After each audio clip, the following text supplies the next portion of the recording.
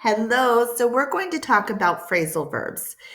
This is really important, not just for the TOEFL, but for your everyday life because English, well, we all know phrasal verbs are a very, very big part of it, and it can be very complicated at times. So, of course, when you're studying for the TOEFL, we always want to try to start with vocabulary words to start with, and then of course we move on. This is where it's going to get a little bit complicated because as we've been learning new words, we're going to see these phrasal verbs we may not be familiar with, and what they mean is going to sometimes be different than the vocabulary word that we learned. So just know practice makes perfect. You may not understand today, but just practice, and over time, things will get easier. So let's get started. So, the first one, break down. Some of you may already know this, some of you may not. When something stops working, it breaks down. My car broke down on the way to work. So, broke would be past tense because it already happened. We can also put it with like a personality thing. Wow, I gave her some bad news and she totally broke down. That means she started crying, she was upset.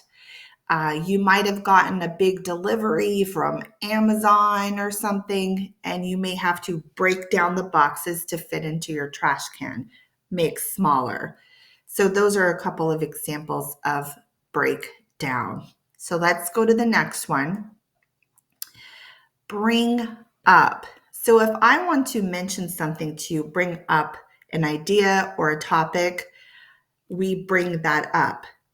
She brought up an interesting point during the meeting. Brought would be the past tense of bring.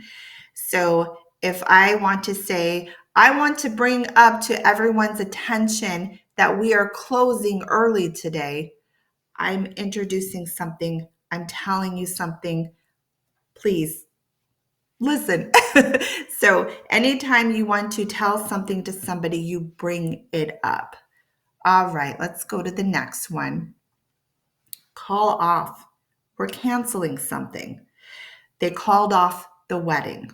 Obviously, called is past tense of call. So, maybe I made plans with you to go get some coffee, and I say, oh gosh, Mary, I'm not feeling well. I have to call off our coffee date. I'm canceling. So when you cancel something, you call it off. All right. Oh, I just wanted to say about that. This one is actually very common. You'll see this in a lot of dramas, a lot of movies, series, that sort of stuff. Like, oh my gosh, they were supposed to get married and she called off the wedding. So you'll hear a lot of that in drama series or movies. Okay, carry on. That means to continue. Please carry on with your work. I might interrupt you and say, oh, I'm sorry to interrupt. I just wanted to tell you the food is ready, but carry on, please. I'm telling you to continue. I might have a classroom full of people and I'll say, awesome job, carry on. Please continue doing a great job. So when you are speaking of something to carry on, you're saying continue. All right, let's go to the next one. Come across. To find something. Wow, I came across an old photo album in the attic. Ooh, exciting. I was at the store and I came across some wonderful sale items. I get to save a lot of money. So came would be past tense for come. So anytime you find something, usually by chance, you come across it. Sometimes when we're cleaning up, we come across something we've been looking for. That always happens to me. I lose something, and then maybe weeks or months later, when I'm cleaning up, I come across it like, wow, I've been looking for that. I think we've all had that happen to us. All right, let's go to the next one. Give up. Stop trying. He gave up smoking last year. So he's not smoking. He stopped trying to smoke. Sometimes it's not a good thing if we give up. For example, Wow. I I keep trying to, I don't know, learn this language. It's not happening. I don't want to learn anymore. I give up. So we quit. When we quit at something, we give up. Or maybe it's something really good, like you give up smoking, you give up candy, you give up soda. So it can be a good thing, or it can be something like, I don't want to do it anymore. I give up. So good or bad. And obviously, gave would be past tense of give. All right, look after. When we take care of someone or something, and the reason why it could be something like, I'm going to look after this project to make sure it gets finished. The project would be something, it's not a person. Can you look after my dog this weekend? Can you look after my dad? I look after my dad. I make sure he goes to his medical appointments. I go with him. So we're caring for something or someone when we look after.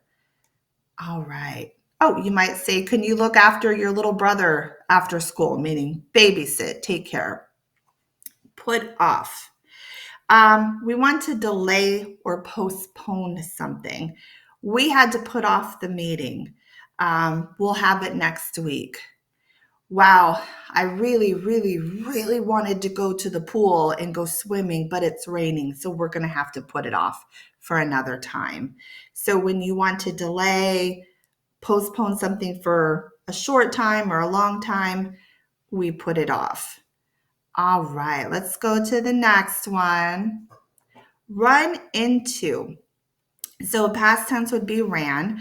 You meet someone you weren't you didn't think you were gonna meet. You run into them. So for example, I ran into my old teacher yesterday.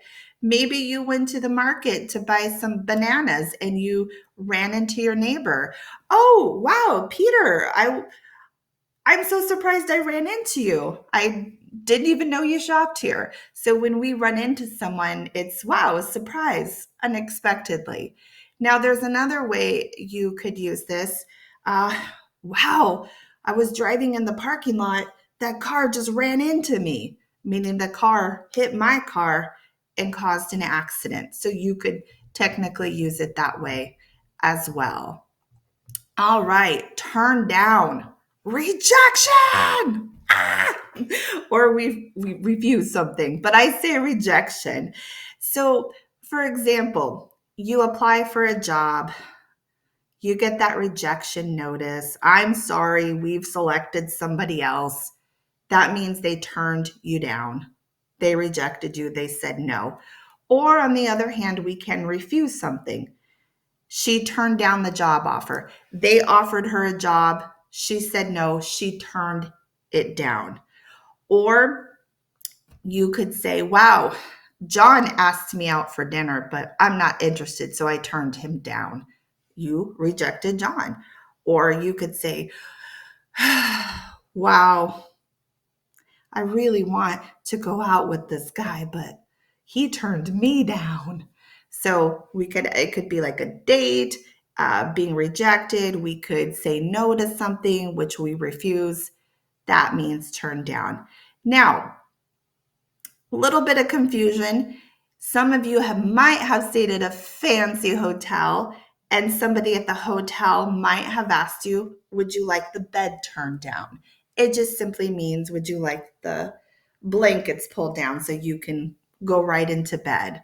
So that's kind of another way to say it too. So these are just some common phrasal verbs. Of course, there's a lot more. We'll get into that in another video. Again, if you have any questions, concerns, anything, you know where to find me. Bye. Take care.